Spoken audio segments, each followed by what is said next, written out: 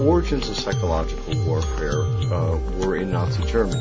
And in the Nazi ideology, they had something that was called Weltanschauungskrieg, which means worldview warfare. The idea for them was imposing the Nazi worldview on the countries that they had occupied. The Americans picked up this idea, created an American version of it, and called that psychological warfare.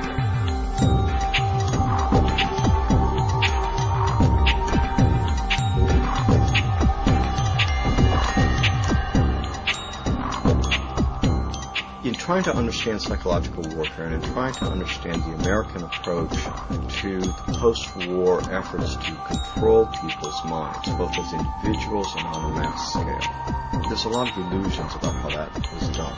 Were Nazis involved in that process? Yes, they were.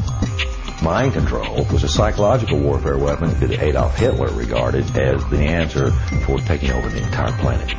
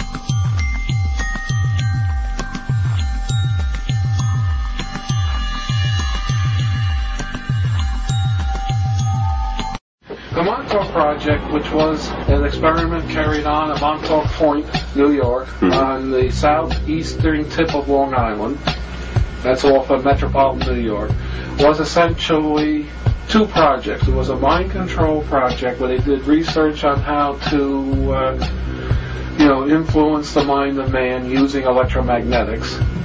It also evolved into a time travel project. They found out that they could actually bend time with the same equipment that they used to bend minds.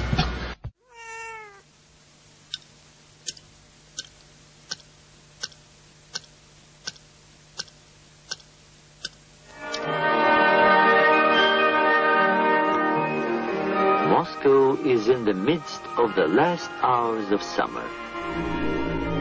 Brainwashing, hypnosis, and even surgical manipulation of the human brain has all been researched thoroughly by the CIA. To provide an objective record of a subject's behavior, she's filmed before treatment and again after treatment, and the two films placed side by side. Notice how the subject before treatment, in the picture on the right, holds onto the chair as she moves. Notice the difference in posture, the greater effort required to rise from the chair, the longer time needed to complete the simple task. He would cut the skin, take the skin flap back, roll it back. He would then literally remove the skull, the top part of the skull. The patient all this time is under a local anesthetic, completely conscious.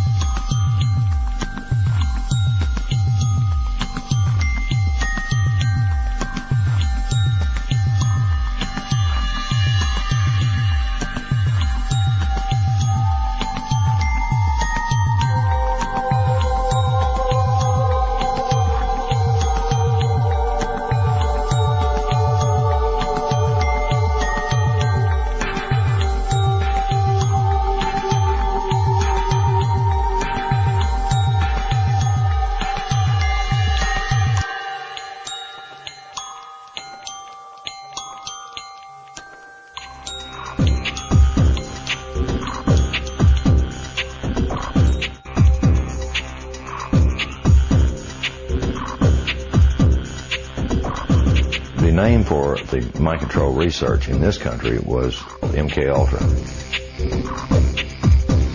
MK Ultra was one program of a series of programs that came out of the CIA to experiment with different types of mind control, using drugs, using electroshock, using insulin shock, and other techniques.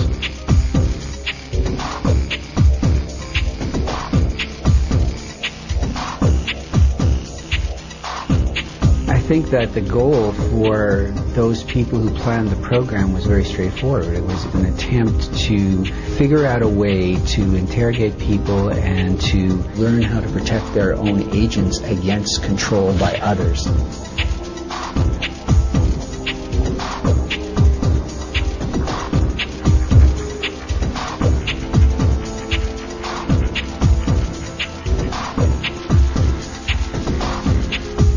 If you put someone in a position of being disabled by not feeding them or not allowing them to sleep or overwhelming them with sound, if you use massive shock treatment and you give people massive doses of drugs such as PCP or mescaline or amphetamines or LSD, and if you put them in periods of darkness where they can't predict from one minute to another what is going to happen next, so they're always dreading, there's no consistency to sort of what's going to happen, anybody can be put in a position of being open to brainwashing.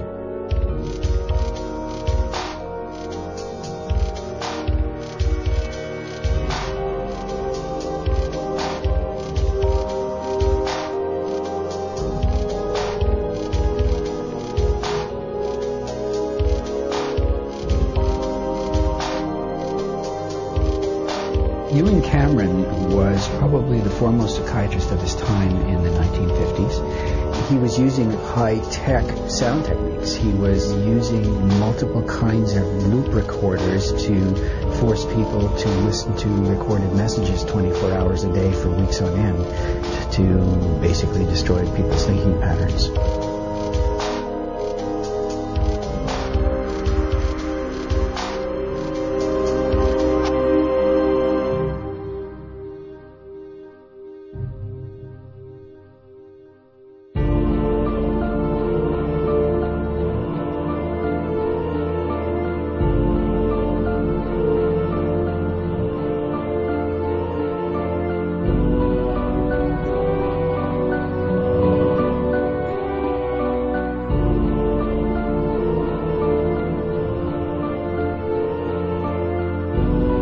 Look at the PET scans, they're different. If I try to impersonate a different persona while I'm getting PET scans, my brain will look the same.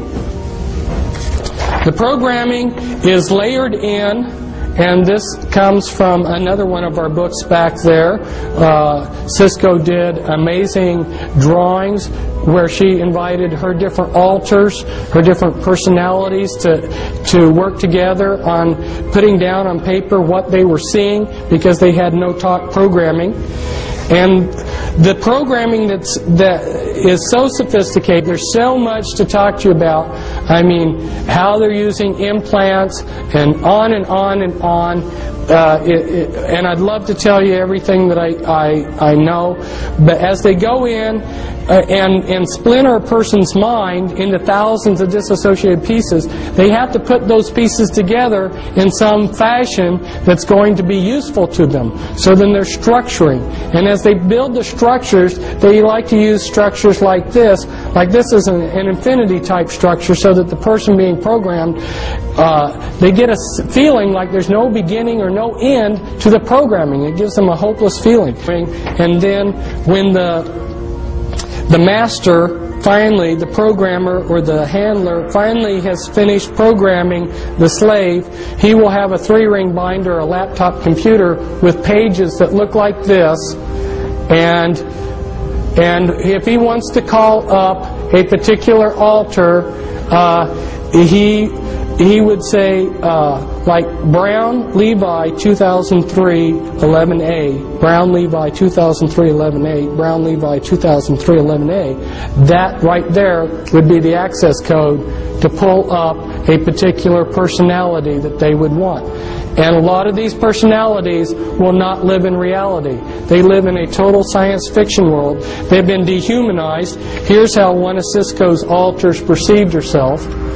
And they use Walt Disney movies for the programming. As you can see, this is from a Walt Disney movie where a doorknob it takes on life.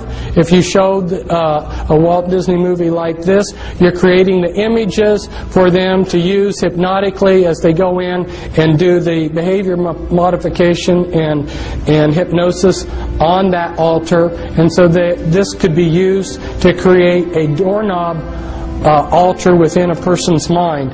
And as they go through the dehumanizing process, have a heart. I'm not a human. And then they've been dehumanized to think that they're maybe a horse or a dog or a cat or whatever. Put in a master computer in the back of your neck, and these are just a few of the sites. These are the audio implants. There's about 6 different major categories of implants. You've got mimics implants, you've got auditory implants, holographic implants anyway, and when they program, they layer in the programming. They use a lot of some of the base programs are your Alien scripts, your Alice in Wonderland, and Wizard of Oz. Those are very common base programming scripts, and also Star Wars and Star Trek.